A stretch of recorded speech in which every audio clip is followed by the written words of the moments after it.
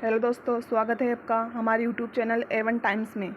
आज हम 24 तारीख का सेकंड शिफ्ट का साइंस का पेपर लेके आए हैं। आप सभी अपनी OMR शीट से अपने आंसर का मिलान कर लीजिए और ज़रूर बताइएगा कि आपके कितने क्वेश्चन सही हो रहे हैं।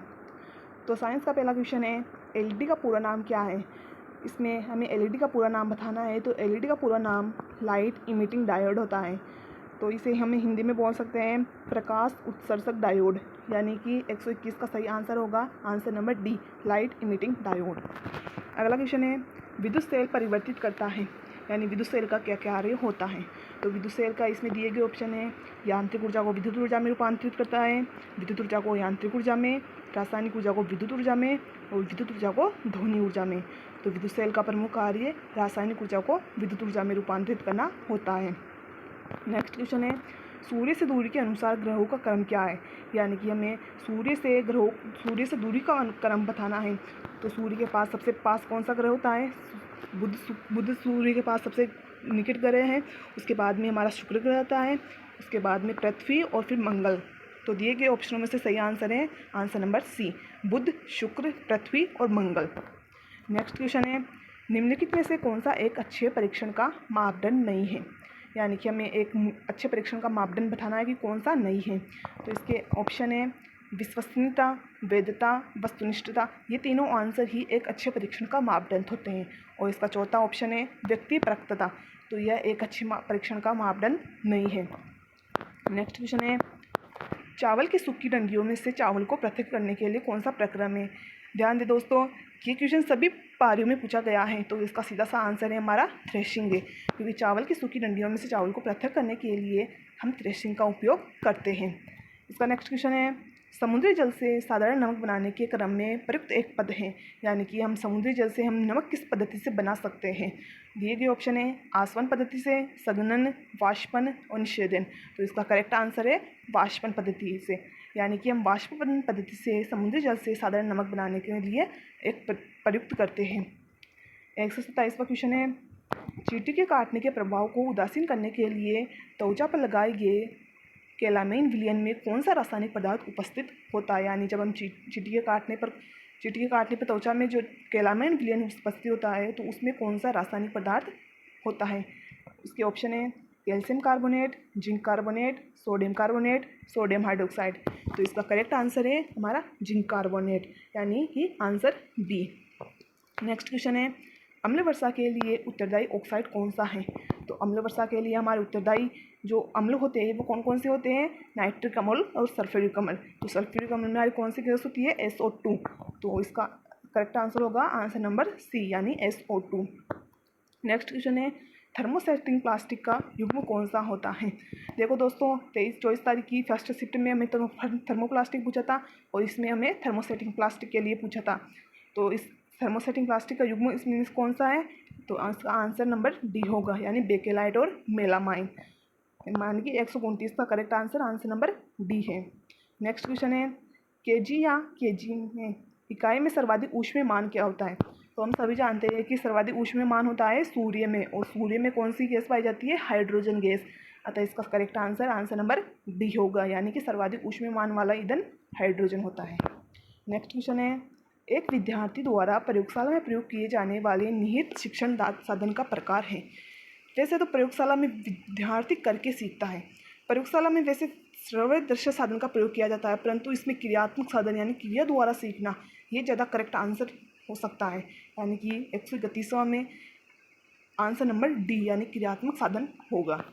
नेक्स्ट क्वेश्चन है, किस समूह में एक कोशिकीय यूकेरियोटिक जीव सम्मिलित किए जाते हैं, यानी कि एक कोशिकीय यूकेरियोटिक जीव किस में सम्मिलित किए जाते हैं। तो इसका करेक्ट आंसर है, इसके दिए गए ऑप्शन है मोनेरा, प्रोटिस्टा, फंजाई और प्लांटी। तो इसका सही आंसर है प्रोटिस्टा।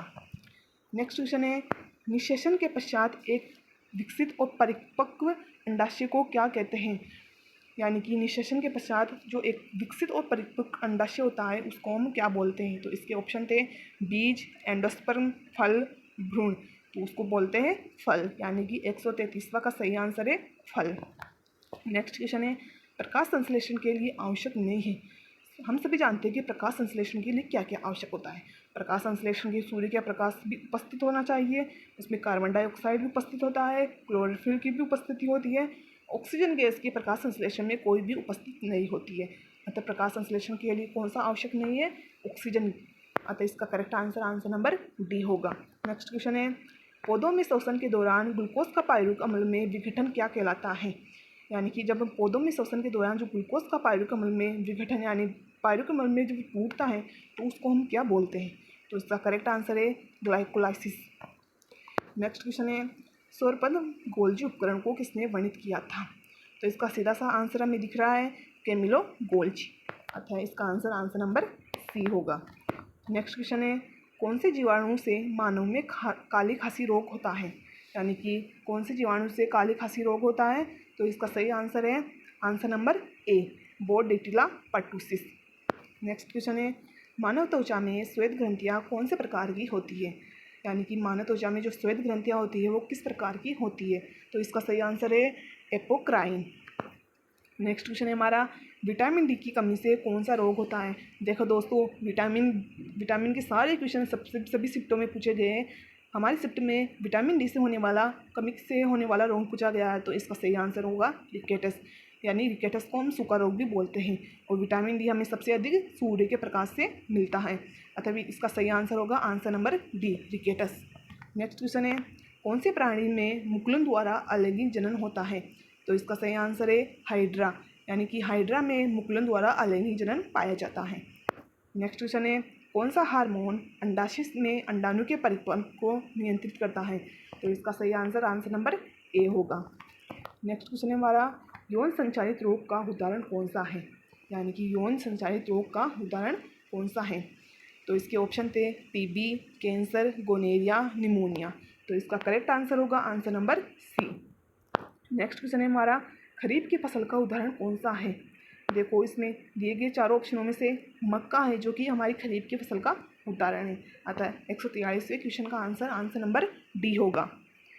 144वां क्वेश्चन है, निम्नलिखित में से कौन सी एक प्राचीन शिक्षण विधि है?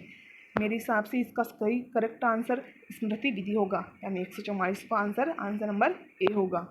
145वां क्वेश्चन है, सतत एवं व्यापक मूल्यांकन में व्यापक मूल्यांकन का अर्थ क्या होता है? तो दिए गए ऑप्शन है शैक्षिक क्षेत्र का मूल्यांकन, सशैक्षिक क्षेत्र का मूल्यांकन, शैक्षिक और सशैक्षिक क्षेत्र का मूल्यांकन, या सभी विषयों का मूल्यांकन। तो सतत एवं व्यापक मूल्यांकन में व्यापक मूल्यांकन का तात्पर्य शैक्षिक एवं सशैक्षिक क्षेत्र का मूल्यांकन होगा। यानी answer number C. Next question है हमारा, कौन सी शिक्षण सहायक सामग्री दृश्य उपकरण में सम्मिलित नहीं है? देखिए दोस्तों, इनमें से चार ऑप्शनों में से ग्रामोफोन है जो कि हमारा श्रव्य साधन सामग्री है। अतः इसका सही आंसर नंबर डी होगा। नेक्स्ट क्वेश्चन है हमारा, एक बल F किसी क्षेत्र A पर लग रहा है। यदि बल को दुगना और क्षेत्र को आधा कर दें तो परिणामी दाब पर क्या प्रभाव पड़ेगा? हम सभी जानते हैं कि दाब बराबर बल बटा क्षेत्रफल होता है। जब हम बल को दुगना यानी 2F और क्षेत्रफल को आधा यानी A/2 कर दें तो परिणामी दाब पर 4F/A होगा। यानी कि जो दाब है हमारा वह चौगुना हो जाएगा। अतः 147वां का करेक्ट आंसर नंबर डी होगा। 128वां क्वेश्चन है, लकड़ी के एक चम्मच को आइसक्रीम के एक प्याले में डुबोया जाता है तो इसका दूसरे सिरे पर क्या प्रभाव पड़ेगा? दिए गए ऑप्शन है संवहन प्रक्रिया के द्वारा ठंडा हो जाएगा, विकिरण प्रक्रिया के कारण ठंडा हो जाएगा, चालन प्रक्रिया के कारण ठंडा हो जाएगा, या ठंडा नहीं होगा। जब हम लकड़ी के चम्मच को आइसक्रीम के प्याले में डुबा देते हैं तो उसके सिरे पर कोई भी प्रभाव नहीं पड़ेगा, यानी कि वह अपरिवर्तनशील रहेगा। नेक्स्ट क्वेश्चन है हमारा, समतल दर्पण द्वारा बना प्रतिबिंब किस प्रकार का होता है?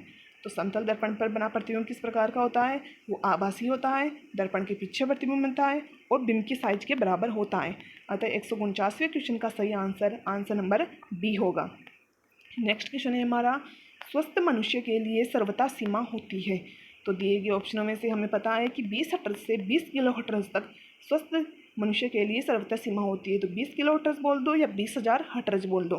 तो 150 का हमारा आंसर नंबर सी होगा। तो हमने आपको साइंस के 30 में से 30 क्वेश्चन बता दिए हैं। आप अपनी आंसर की से इसका मिलान कर लीजिए कि आपके कितने क्वेश्चन सही हो रहे हैं, और हमें कमेंट बॉक्स में ज़रूर बताना कि आपके कितने क्वेश्चन सही हो रहे हैं। अगर आप इस चैनल पर नए हो तो चैनल को लाइक एंड सब्सक्राइब ज़रूर कीजिएगा। Thank you.